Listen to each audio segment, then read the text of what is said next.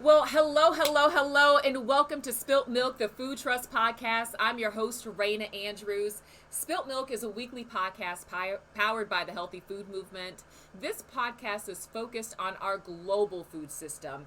Here we talk about food politics, food justice, and food as medicine. You know, as a mother, a health enthusiast, an author, and a food literacy coach, I spent a lot of time trying to make sense of our food system. And I really want to bring the knowledge to you so that you can make informed decisions about your family's health and well being without having to scrape through the muck. So, this is a live podcast. You can tune in every Friday at 4 p.m. Central Standard Time on our Spilt Milk Facebook page. So, be sure to like and share. So, let's get to it. On today's show, we are talking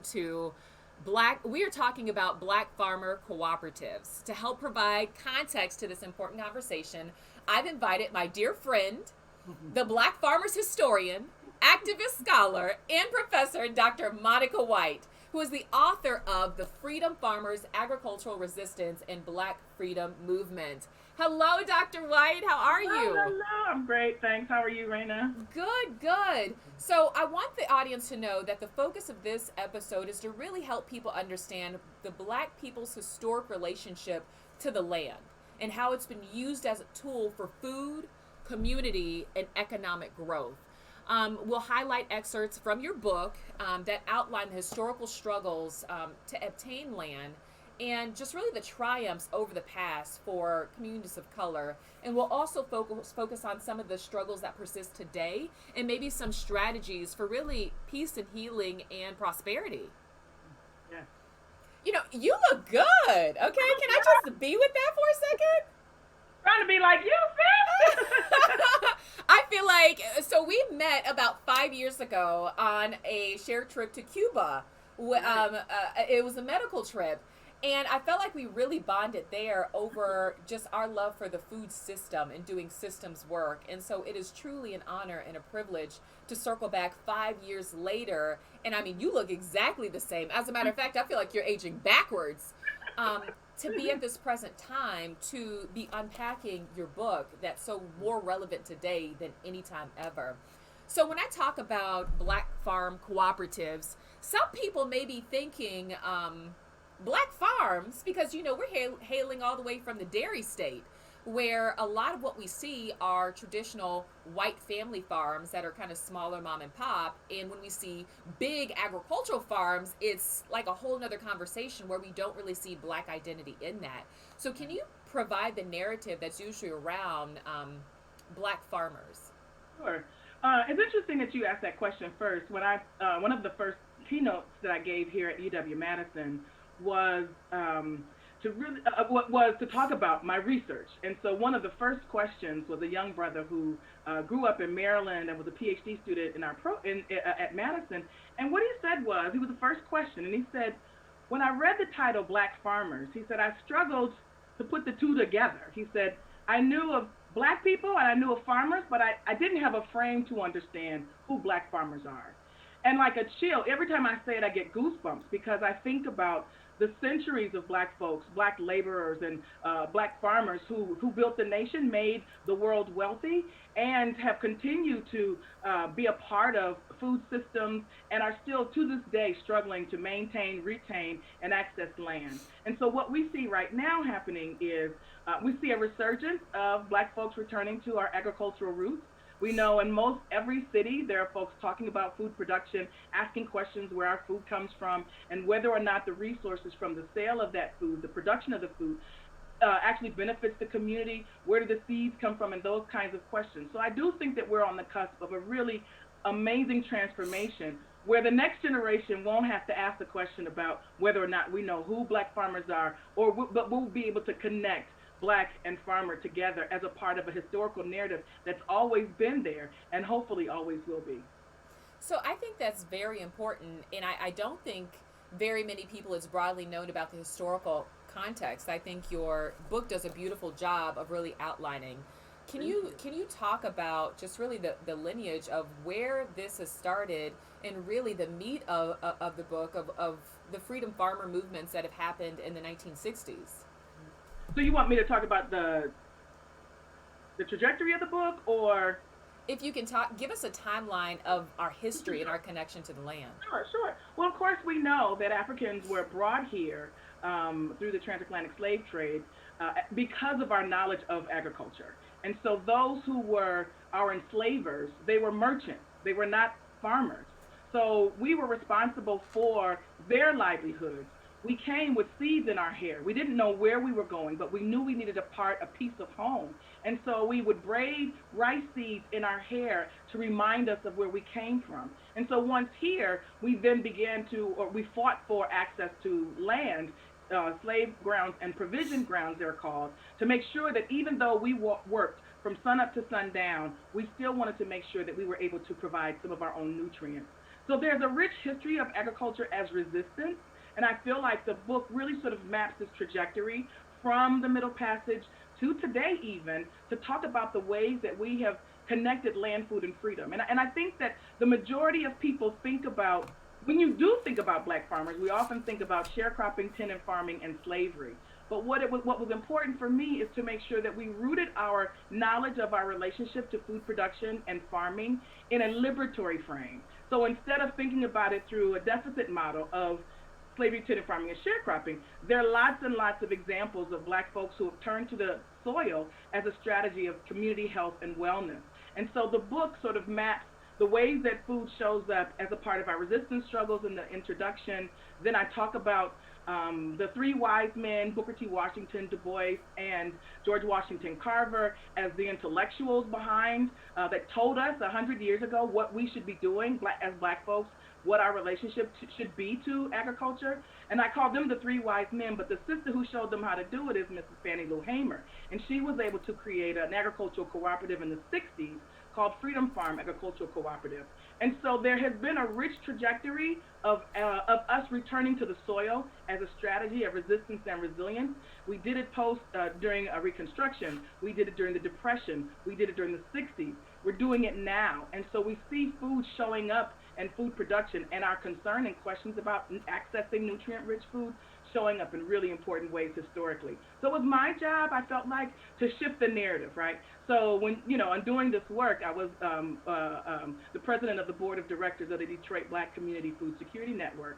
And a part of this work is, we had D-Town Farm, which is a 7-acre organic farm in Detroit. And ultimately, you'd have folks coming and asking questions about food and, why are we doing this and what does it mean? And so part of our job was to produce the food. The other part was to answer the question.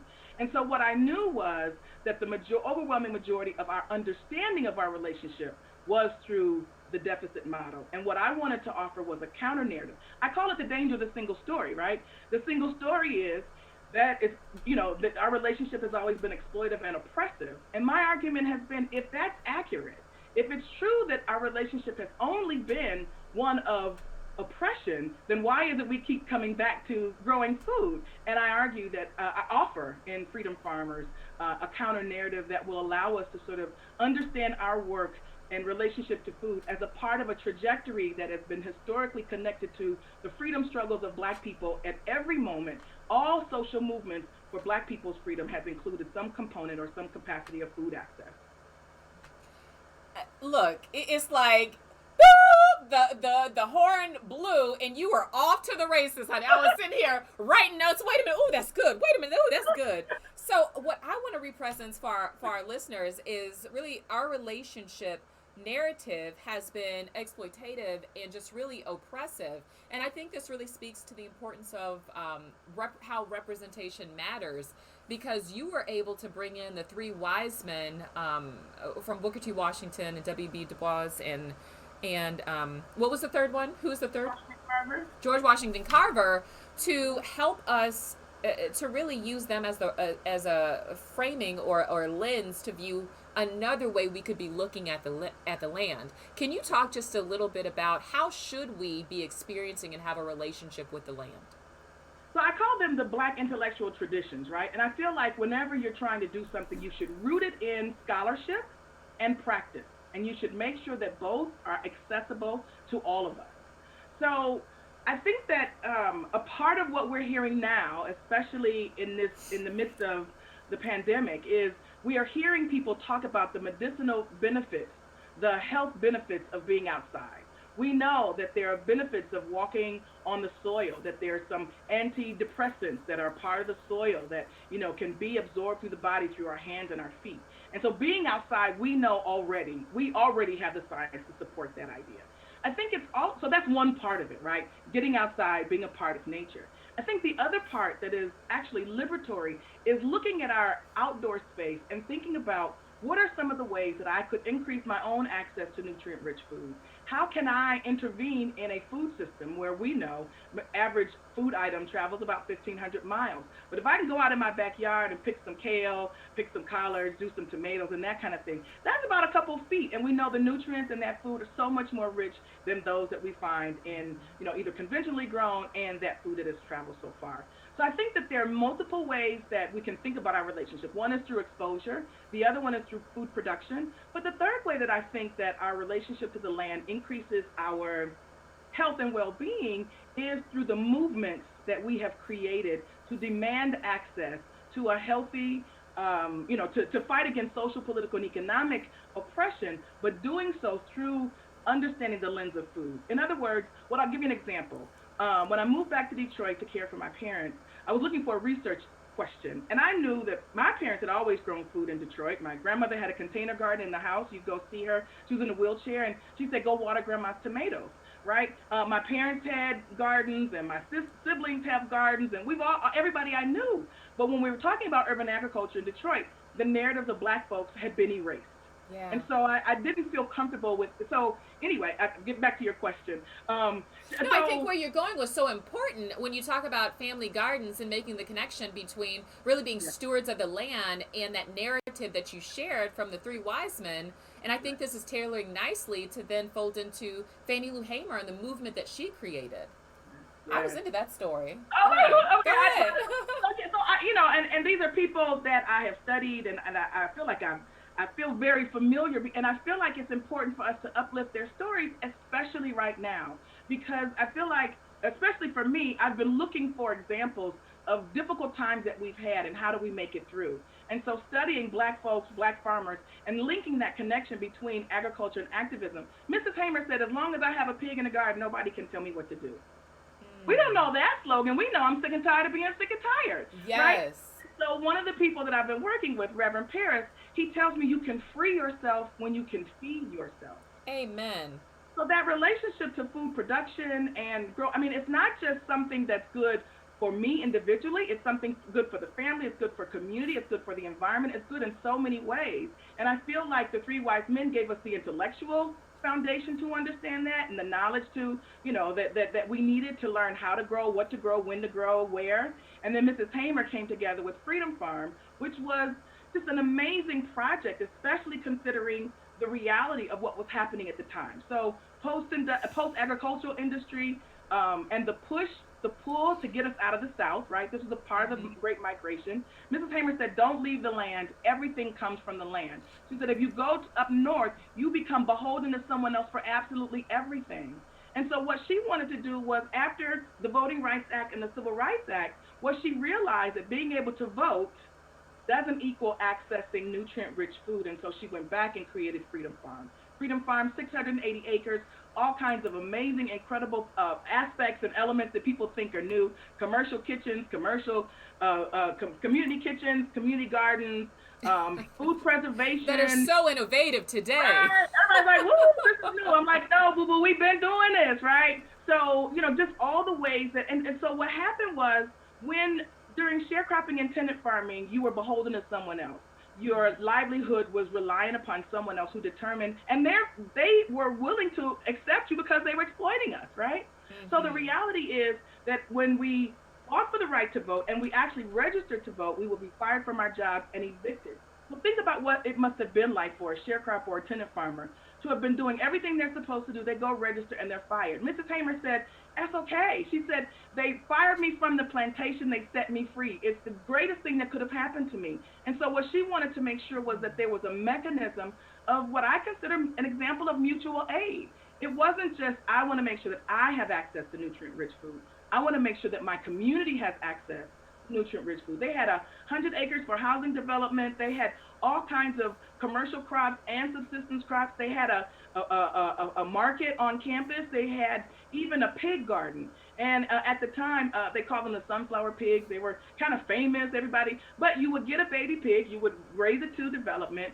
Once they were mated, then you would return two pigs back to the pig bank. And so that was a way to sort of increase the wellness and the economic benefit, the nutrient and economic benefits of those families. So there were so many different aspects that were connected that I think offer us a good example for, in a catastrophic moment like now, how do we rebuild, but rebuild in ways that are community responsive?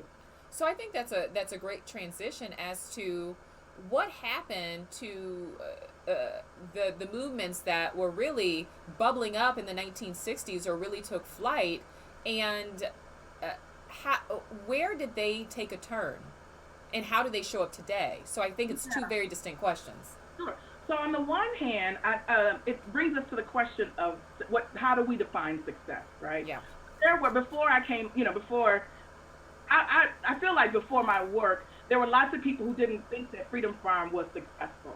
And my thing is, what is success? How do we define success as scholars and social movements? Like, can we say the Black Panther Party wasn't successful because they didn't overthrow the government? Or can we say they were successful because food programs, clinics, like all the different kinds of community programs were actually adopted and people had those resources? Yeah. So in that regard, I feel like they weren't successful for several reasons. One, I think that there were several kinds of skills that the members of Freedom Farm just didn't have, right? I think a business plan, a farm plan, financial management, there were lots of these kinds of questions, excuse me, that they were in need of professionals who were working in their best interest. Mm-hmm. But I also think the other part of it is that each movement has its role.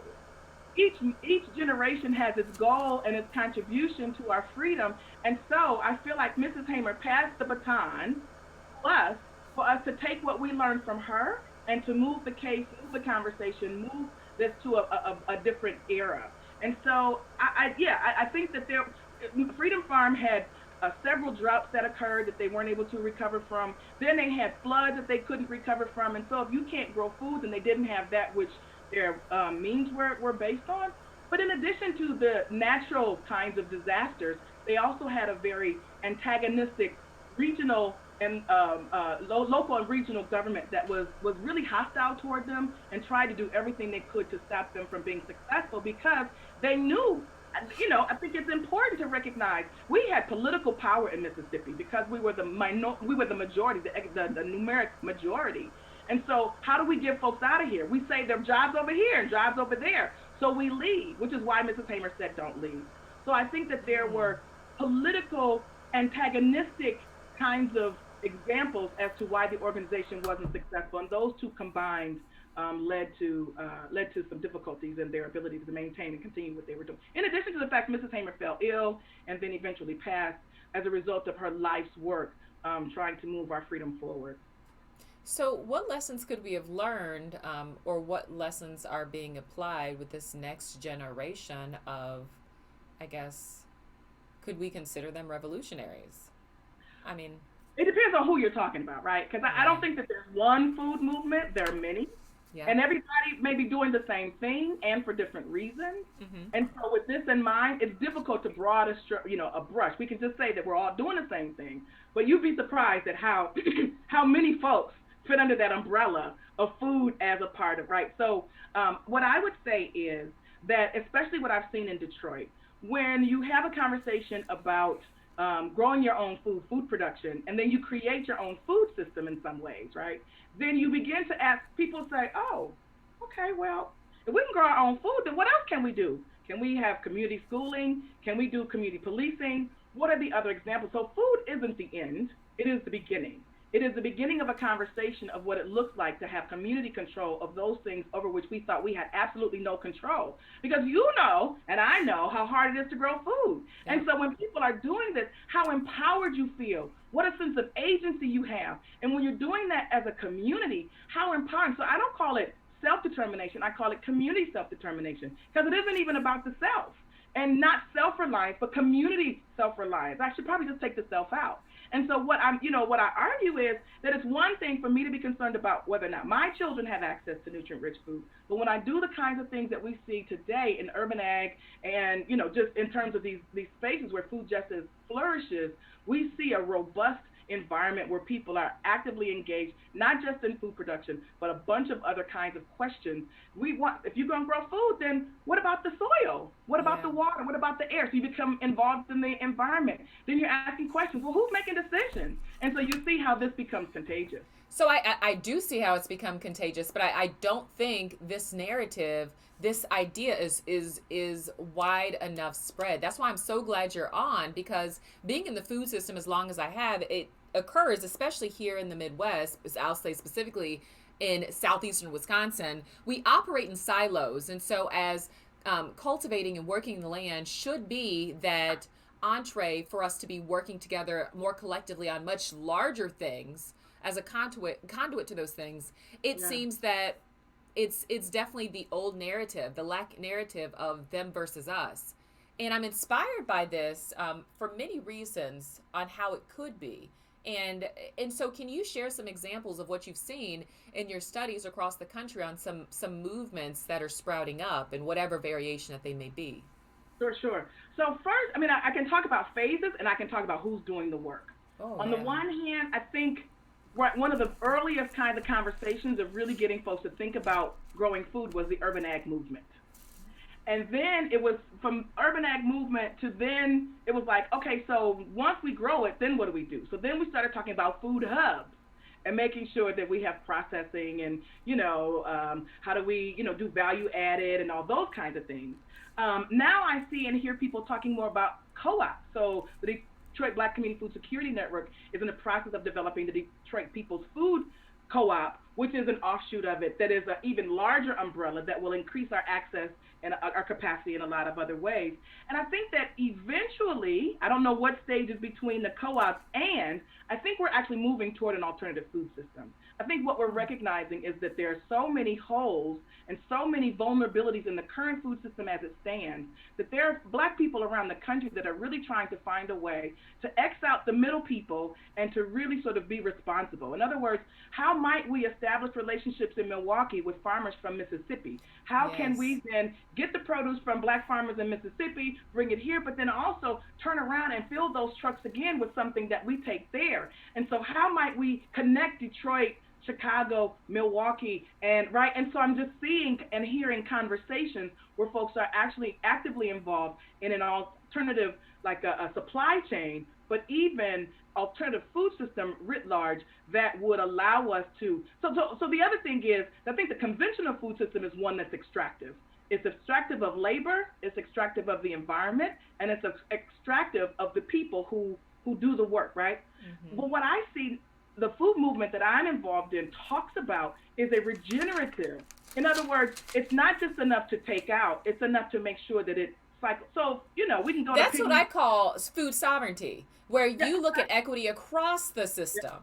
sure. Yep, yep. So regenerative is that we're not extracting resources, but that those resources have a chance to really go through the system. So it's not just me going to the grocery store, giving my money, and I don't know where that goes. It's taking my money to the co-op where I have some decisions and I can support the farmers, and those farmers in turn, so that becomes a community effort, a community endeavor. And I think that's really the beautiful part of what we see happening in a regenerative food movement. That's amazing. So you've spoken a lot about Detroit, and it makes sense that those are your home roots. What would you say in the South, in places like, I'm originally from Texas and Louisiana and Yeah. Alabama and Mississippi? I've seen some really cool stuff that's happening in the space of like community gardens, but broader scale farming. Are you seeing anything in those areas? I'm seeing a lot. I'm seeing a lot. So I would encourage your listeners to follow the National Black Food and Justice Alliance. Very amazing group doing incredible work around the country, working with food justice, Black folks, Black-led organizations, doing incredible stuff. And that's a national organization. In the South, I see elder farmers, parts of cooperatives like the Federation of Southern Cooperatives. It's been around for over 50 years and doing important work trying to not just agricultural cooperatives, but other cooperatives that people need, they do electricity co-ops or power co-ops or, just different kinds of things. If you need it, if a community needs it, then they try to make sure that folks have access to it. I see a lot of ways that, especially through the National Black Food and Justice Alliance, we're trying to connect the youthful young folks in cities to the elders with knowledge in rural communities and doing sort of, these exchanges where the young folks go and, learn from and then the elders are educating and that kind of stuff. So I see exciting things happening with that. And I see Black farmers who are determined to make sure that they pass on what they know to the next generation and the next generation. And I'm seeing young folks asking the question, how might I be more involved? I can't tell you how many times I've given talks. Matter of fact, I gave a talk a few weeks ago, and this sister was like, listening to you, I want to drop out of school and go start a farm. I said, whoa, pump your brakes, boo-boo. Oh, sis. Let's talk about that sustainability and risk mitigation strategy. Not only that, but farming is hard work. And we see generational farmers. We see farmers who've been in it for generations, like really struggling to maintain. So before we all go and run to the land, which would be great, but we need to make sure there's an infrastructure for it. Yes. We have the knowledge for it, that we have the capacity for it, and that it can continue, as you said, sustainably. I think that's so important that you mention that, because I want to talk very briefly about the conventional farming methods, because even though we talk about not really seeing very many or any at all of Black farmers here in Wisconsin, I know from the food work that I've done, you have the mom and pop family farms that are going out of business left and right. And, with the subsidies that were recently given at the very beginning of the tariffs, that was not enough, and a lot of those subsidies did not go to those family farms. Over 95% went to white farmers. 95%.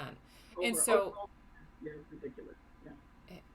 I think ridiculous is an understatement, but I think it's in alignment with the way that Black farmers have been treated historically. Absolutely. I mean, when we look at the Land Act and what happened to the 40 acres that we never got, which I thought was symbolic to Fannie Lou Hamer and her Freedom Farms, and was it 40 acres that she got to be able to do this and start the cooperative? 680. 680 acres.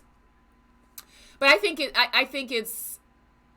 it's imperative that people understand the historical context on how African Americans, Black folks, did not have access to land that they were promised. They did not have access to capital that they were promised. And as a result, generation after generation after generation lost the opportunity to build wealth and to pass on these skills. And so when we talk about this in a new narrative about regenerative farming or regenerative systems, it's almost like something new, but it's not. And I think people would have greater appreciation for the cooperatives and the movements that are reinventing themselves, understanding the historical context. Can you share from that perspective, really that historical context, and really making point of the struggles that our ancestors, our grandparents had to overcome? No. So there's an interesting book if folks are interested, an important book that folks are interested in, is called Dispossession by Pete Daniel. And what he does is he goes through the history of the USDA and talks about the ways that the USDA, the entity that was supposed to support farmers, was racially exclusive, which led to the Pickford case. So the reality is that the entity, the industry, the agency that was supposed to support Black farmers, or just farmers in general, was offensive, which is why they had to do the largest civil rights settlement in the history of the country. So one is the issue of dispossession. And what was the other part of your question? No, I think you're getting there. It's really casting light on the historical context of the oppressive nature and how generations have lost out on this land wealth. And so the thing is, it wasn't that we didn't want to work the land. It was that we were tired of working the land without any benefit, in addition to the fact that we were undereducated, right? And so even when education was legal, we were still undereducated. We could only go to school on the off season, which was probably around December to before spring. So it's not even a full school year. And so we see the ways in in which farmers were denied access to resources. We see the ways that we were dispossessed of the land, and we also see the ways that there's a saying that what I've been, working on my new book. We didn't know how to read, we didn't know how to write, but we knew how to add, and we knew that the figures were not coming out, that we were being exploited. So that, I argue, is the reason that we left the South. It wasn't because we didn't want to do the work. And so the reality is that we were dispossessed of land. We were denied the ability to do the inheritance, to pass that on to our legacy. And so not only the knowledge of food production, but also the wealth that would have accumulated had that not occurred, which is a part of what I think the argument is. The argument is when we're thinking about this new USDA under Biden and Bill Sack, and what are the kinds of demands that we can make to make sure that they do right at a time when historically they've done us so poorly. So I think that's, again, why it's so important for us to understand the historical narrative. And so I'm curious to know, what are some of these national Black cooperative organizations asking for? Well, I don't know. I don't know the national co-op collectively. I don't know what their demands are. I do know that Black folks are asking for reparations, in that we are due this. I'm not asking for a favor. I'm asking for what you took. And so asking for access to land, access to resources, access to educational opportunities, access to the markets, access to supply chains, access to the vehicle, the mechanism of food, moving it from crop to plate, and just all those different sorts of ways, I think, in a way that is more empowering for Black folks. So I can't speak for what co-ops generally are asking for, because that's not my community. I can tell you in terms of what farmers are sort of talking and thinking about, and the direction. And I'll just end by saying that my friend Dara Cooper, who's the executive director of the National Black Food and Justice Alliance, she says individually we are vulnerable, collectively we are strong. So if one person owns the land, then that's vulnerability. But when we have a land bank or a land trust, or we do so collectively and communally, that then allows us to benefit from the land in a much more solid way. And so I think that that's the real direction that folks are moving in. I think it's a powerful point that when you talk about we're asking for access, because I think even when we think about real estate, commercial real estate development, is that African Americans have not historically had access to capital, to credit, the land, in the same relationships that traditional developers have had. So I look at that akin to this, to the farmers movement, in that you are asking for an equitable kind of entree into these different entry points of the system from seed to fork. And people are like, well, do they not have access now? And I think people would be shocked, well, you shouldn't be, of how discriminatory it still is. If it's not discriminatory in the policy, it's just the very nature that we have not traditionally had those opportunities nor relationships that open the doors for people of color, particularly African Americans. I would agree. I agree. I mean, we have gone through a lot, and I want to go back to a part of our conversation in the beginning where you talked about just the land and having the healing property and the ability to free us. Can you expound on that a bit more? Sure. I mean, I think one of the things, I did a study in Detroit, and I was interviewing Black women who were members of the Detroit Black Community Food Security Network, and I asked them, what is your relationship to the land? What does it mean? And so this one sister was talking to me that, her father had passed. And so the elders in her life said, go out to the garden, go out to the soil. And she felt like it was in her connection to the soil and in relating to nature that she could understand and process the grief that she had. There was a sister who told me, she said, every time I go out to that garden and I'm pulling out the weeds, I'm addressing, right? And so it was a relief for her, right? And this sister was so bad that she had a plot of land in a park, and it was near a fire department. And so she said, when y'all drive by this fire department, if you see it's dry, could you water? And they did that for her. I just thought that was so cool. Wow. Asking for. So I do think that this connection to the land is healing. Caring about the land is also healing. And I think that there's a symbiotic relationship, right? Yeah. As I mentioned earlier when I said, when you talk and think about where your food comes from, if you're asking those questions, you also want to know what goes into the land. But then you also ask yourself, okay, well, what am I using in my body products? What am I using in, my cleaning products in my household? So it makes you really think differently about your relationship to the land. And I truly, Mm-hmm. truly believe healthy land equals healthy communities and healthy people. And that comes through this symbiotic relationship. The healthier we are, the closer we are to the land, the richer we are, the healthier we are. And so I just think that this is a symbiosis that people often ignore. I think we just sort of feel like whatever I put out in the trash is gone forever. No, those diapers that I wore 50 some odd years ago are still out there. They're And so somewhere. Yeah. they're still out there. They haven't, right? And so this reality, this understanding that I owe, indigenous communities say it's 7 generations. So how do we then think 7 generations, and how much better are we when we think in those ways? And so there is a beautiful relationship that you see when folks are connected to the land. Mm-hmm. And so I think this also has space to really talk about food justice. I thought that quote was so important when you talked about the not as famous quote of Fannie Lou Hamer. People know her as "I'm sick and tired of being sick and tired."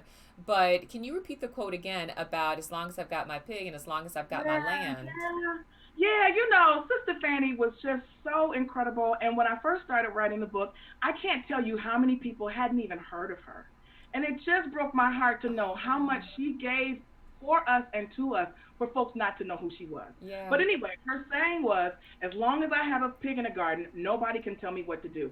I'm working with a Yes. family, Reverend Paris, who told me, he said, one day I walked into her house, and he's like, the shelves, the walls are lined with shelves of canned goods, and she's got a freezer full of food. And he said, Mama Fanny, he said, what do you need the preserve for, right? Why do you need this can if you got the freezer? She said, what am I supposed to do if they cut off my electricity? A hundred And cut off percent. her electricity is exactly what they did. And so for her, as long as and he says you can free yourself when you can feed yourself. That was a lesson that she taught him.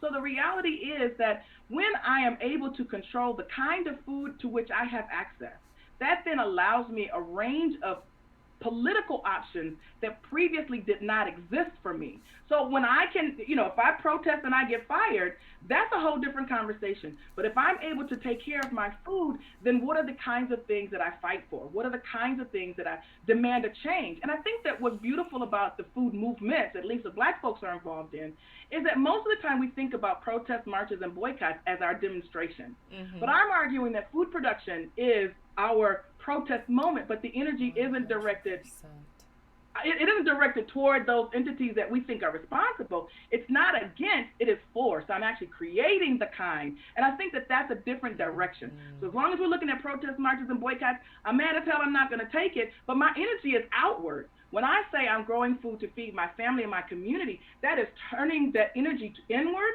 growing food, creating options, and doing things. So I consider that a constructive example of a resistance strategy opposed to, some of the other ways that we resist. I think that's brilliant, and that's exactly what Spilt Milk is about. We're like, don't cry over spilt milk, do something about it. And I don't think people often understand what's happening in our food system across the spectrum. And I think this brings me to my next thought of how is land and agriculture political?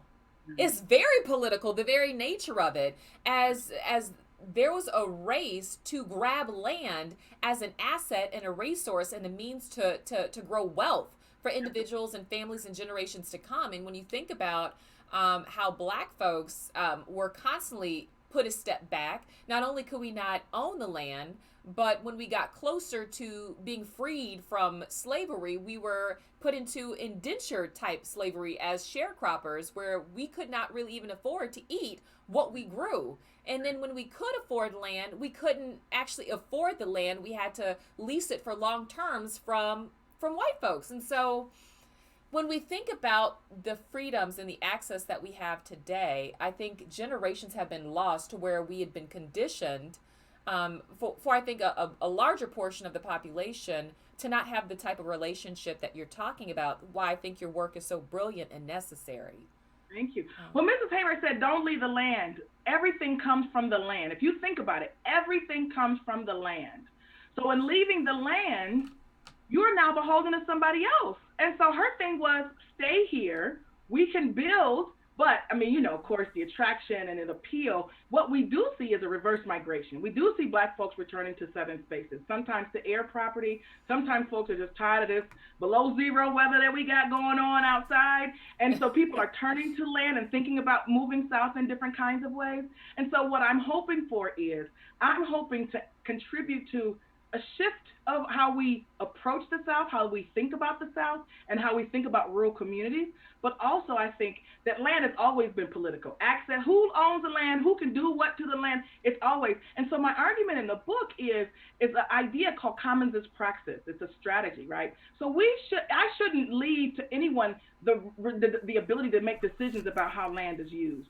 I think it's important for us to make collective decisions because we know that the water is contaminated. The water is contaminated with antidepressants and all kinds of other drugs. Shouldn't we, since we all need water to survive, shouldn't we have a collective decision on how water should be used, what we use water for, right? So land, air, seeds, those are the kinds of questions that I think we need to make some decisions about collectively. And that, I think, teaches us not only how to interact with the environment, it teaches us how to interact with each other. And it gives us a set of tools. It gives us a North Star, a direction that says, if it's good for the earth, it's good for me, it's good for community, then that's a direction. And we make sure that everybody has a voice in how we make decisions about it. So I think that land offers us so many ways to learn from it in its own existence, but in thinking about our relationship, there are political questions and answers that we can come up with. Absolutely. That are liberatory, I think. I agree. It was kind of a trigger for me when you talked about the toxicity of our water. And it often makes me think about the responsibility of our government, who likes to control it, the private sector who likes to control it, and once they contaminate it, they want to give it back to the people. And so I'm almost wondering about what you're seeing in terms of the movements of the people not taking scraps, not taking trash, not taking this poison anymore. I just think it's a demonstration of agency, and it's, I think agency is making a decision that I'm not going to allow my future to be in someone else's hands. And when you have a group of people, and I also think this agency is often studied as a psychological construct, right?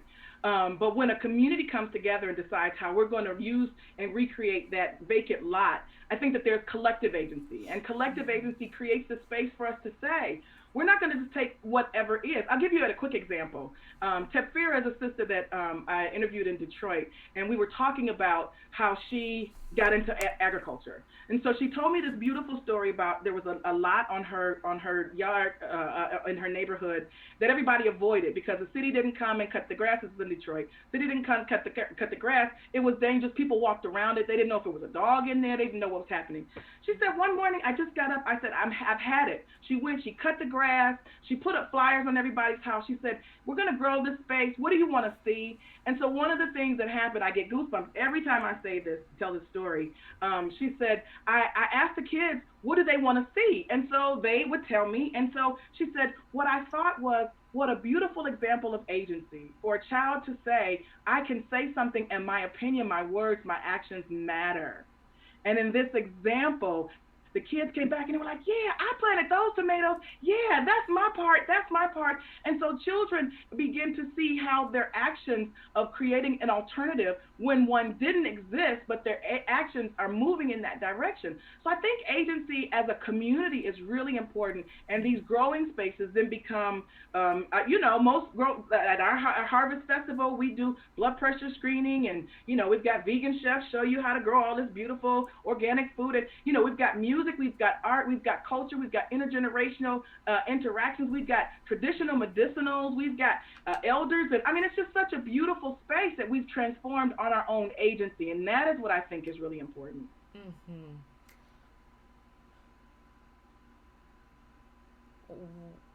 What level of importance does representation have as we talk about Black? Yeah. I'm listening. Go ahead. I didn't mean to cut you off, girl. I'm just co-signing. Where's my tambourine? As we talk about Black farmers, around here, when I'm just trying to get it started here. Like, We become who we see. I mean, I am a professor. I know because my dad was a professor. I know I became one because I saw right. And so I think that as we increase the visibility of the folks who have been doing this work, not just the new folks on the block. yeah, And you know what I'm talking about. I'm talking yeah. about the folks who, Mr. Burkett. Can I tell you a quick story about Mr. Burkett? Please, yes. So I'm working on this family biography with Reverend Paris, and so we were sitting and we were talking, and so he was telling me how when he grew up, his father was the first Black USDA loan officer. Hmm. So he was telling me how in Sumter County they used to have a saying: "Don't sell a black man a pickup truck. If you sell a black man a pickup truck, he'll use that and will buy all the land in Sumter County. Sell him a Cadillac." And so, right when he said that, Mr. Ben Burkett, fourth generation farmer in Petal, Mississippi, pulls up in a Silverado with a flatbed full of sweet potatoes. Now, I have been dying to meet Mr. Burkett, and the timing couldn't have been better. But the reality is, how do we look? I did, I wanted to meet Mr. Burkett and just to hear the stories of who he was and the other Black farmers that are part of his network. He drove me from we went from Alabama to Mississippi to Georgia. We get in the car, he lets me drive, he takes me to meet all these different Black farmers, and I try to capture that for my Facebook friends because I want folks to really see that there are Black people who've been doing this for generations, Yes. who have all this knowledge and this information that's so rich and so beautiful. So for the young folks in the North that are like, I don't know what to do, and this is the last little example. I went down there and I was so excited. I was like, yeah, D-Town Farm, 7 acres, 7 acres. This elder looked at me. He said, "Oh, that's sweet, baby. I got 7-acre rows." I was like, "Oh, wow!" So this whole to Wow. scale then becomes an important conversation for us to really engage in, and the richness and the beauty. So we absolutely need to see ourselves to become. We need to encourage our young people in all the ways that we know how. And I think that I don't know of very many organizations that don't have children's programs. I think we're really moving in those directions. Your book is a part of that. That I just feel like, folks, children need to hear about it. They need to hear about it over and over in different ways from different people. And then it becomes a part of how they see themselves. I think that's so beautifully put. And you have me really inspired and curious when you talk about representation matters and your dad being a professor, which inspired you to be a professor. It made you think, what made you focus on agriculture? Like, I know, right? Growing up in Detroit, like, where you get that at? Where did it come from? So, and the reality is, so my dad was a professor and he grew food. Everybody knew him for his cooking. Cooking was his love language. He always had a garden. He always grew so much. He always shared. And so whenever, so I was a part of that, and then I was a part of the generation that we went back to the South every summer, and so I've got relatives in the South. My mother's family is farmers. My dad's family has farmers, and so I was always one. Anytime a pickup truck was getting started, I was in the front seat. I'm gonna ask questions, and I wanted to ride, and yes.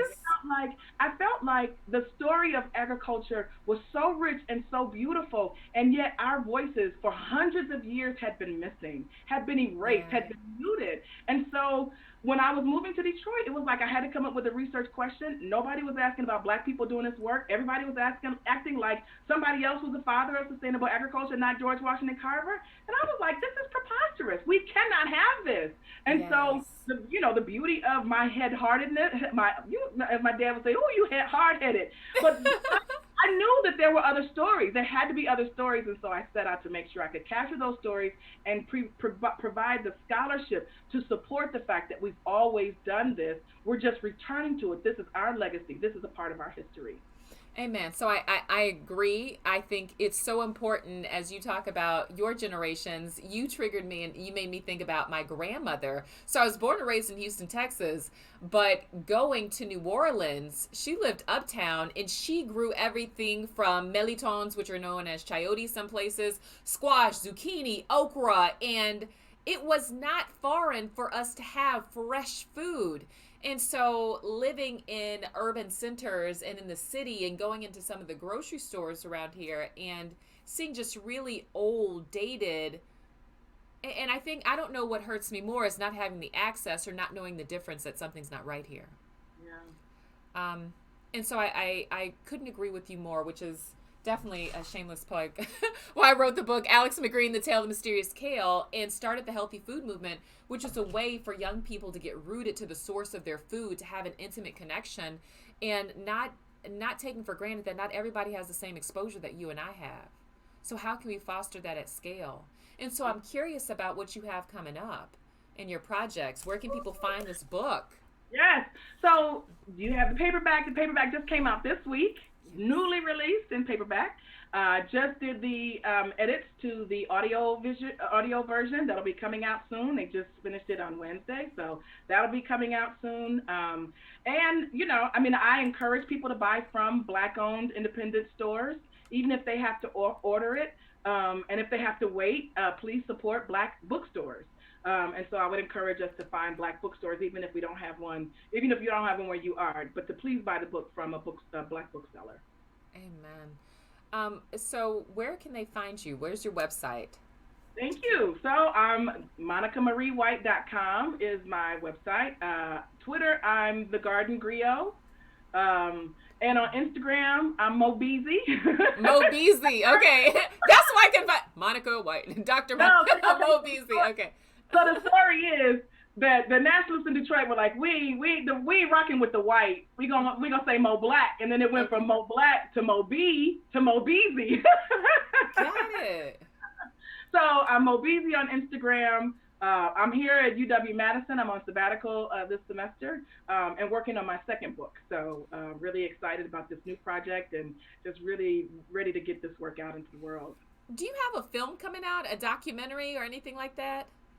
Not that I know of, but we need that in the works because, we have the official Black farmer historian with us. And your ability to tell stories, I think, is fantastic. You are a phenomenal storyteller, and I could just see you on camera. And even when you go to our website, even that first image of you walking with the farmer through the land, I think that's beautiful. Let's manifest that. Let's call that into existence. Now that you mention it, Mrs. Shirley Sherrod has asked me to come and help tell the story of Albany movement and new communities. So that's one part of the project. I have been in conversation with some other folks about some things, and fortunately, I met Natalie Bazille, the sister who wrote Queen Sugar, and yes. We're talking about ways to go out and to do some shared shared press and that kind of stuff. So I would love to do a documentary. I'm really trying to think about what that would look like and how do we make that happen. Yes, you've been such a blessing to me, and this has been good soul food. This is definitely food for thought for me. Before we close out here, I really want, from all of your travels and all of your studies and conversations, what are 2 aha moments that really got you thinking? So, one aha moment, it didn't happen until after I'd finished the book. I finished the book. I finished the last set of edits, and I called my aunt because we had some family stuff going on. And so I asked just one of those things. This was like, I remember going to Eden, North Carolina, where my grandparents were, and in the front of the house there was a store. And so I was like, Aunt Barbara, can you tell me about that store at Granddaddy and Grandma's house? She said, it was a co-op. It was called the Community Store. Your grandfather with 8 other farmers owned the car, and Black people knew they could go and purchase store stuff. I've got this beautiful picture of him. I was like, I knew it was a store, but I didn't know it was a co-op. So That saying, in search of my mother's garden, I found my own. I literally wrote a story about my grandparents, and I had no clue. That was one aha moment. I just got chills. Wow. Isn't that something?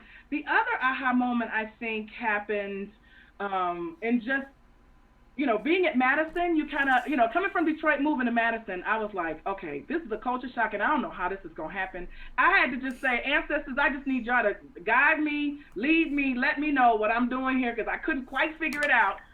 It was really a struggle. But when I started talking about Mrs. Hamer, I found out how much contact Mrs. Hamer had to Madison and Milwaukee. Yes. All the way she was active with the co-ops, the Center for Co-ops on Madison's campus. I found out, literally met the family who had her in their home, the Reverend Goldstein. They came to a talk, and they were involved in, and they literally met her and loved her and sent a bunch of products from Madison to Mississippi. So I've often, since I got here, I was like, there's a strong Mississippi connection in Milwaukee, and I just couldn't put my finger on it. But Mrs. Yes. Hanger is a part of that. And so it was just those things where it's just like, I can't explain it, so I won't try. I just know that my steps are ordered and somebody else is in control of the wheel, because the ways I was able to find people, ideas, and the connections that were made was really beyond a researcher. It was beyond me. Listen, I always say that's the Holy Spirit. And the reason why, not to get too biblical here, but the reason why I got chills is that I always say what is in you has to come out of you. I mean, from your dad being a professor to him being in alignment with food and cooking and exposing you to that, but the part that was in you that you didn't know about your grandparents and your ancestry who had a cooperative, and for you to circle back to be Girl, studying this and to discover something new about yourself. So, I mean, we girl. are so interconnected. That's why I got chills. I think, part of it is because, as a black woman studying farmers, people always ask me, how did you study? Like, somebody asked me, who was little Monica? Who, like, how did you become, right? And so I feel like just the ways in which our lives just sort of present, just the direction. I was committed to answering the questions that I knew had not been answered. I was okay if it didn't show. I was like, I'm just going to take this on faith. I'm just going to go, and I believe there's something here. I'm going to go try to make it happen. And then the steps. It's sort of like when you're driving on the freeway, you're going somewhere you don't know, and it's like, ooh, I think I made the wrong turn. And then you see a sign that says your destination. You're like, okay, I'm on the right path. And so you drive a little longer. You're like, ooh, I don't know if I'm on the. And then you see another path, your destination. Yes. That's exactly how the book was led. And it was about following a passion, a commitment, knowing there was a story, but also believing that I was going to be able to figure something out, even when there were loose ends or ideas that I couldn't really put my finger on. Yes, yes. Is there anything else you want to leave our audience with? This has been Oh, so good for me. thank you. Thank you so much. I'm just so grateful for all the good work that you're doing, and just the ways that these conversations are coming out of this current moment, but really sort of thinking about how do we care for ourselves and each other. And so if there's anything, food allows us to do that. You grow too many tomatoes, what do? You You got too much share zucchini, them. what do? So food is a natural way of bringing us together, and I'm hopeful that we'll be able to be a better, healthier community because of what this moment is forcing us to think about. Yes, yes, yes. Thank you. Thank you. So, folks, that is our program. I want to give a special thank you to our guest, Dr. Monica White. For me, she is the official Black Farmers historian. We appreciate you immensely and truly value your expertise. Folks, be sure to like, share, and tune in to our Spilt Milk Facebook page. Tune in next Friday at 4 p.m. as we'll be streaming live again. Thank you for joining us. It's been a pleasure. Sincerely, Raina.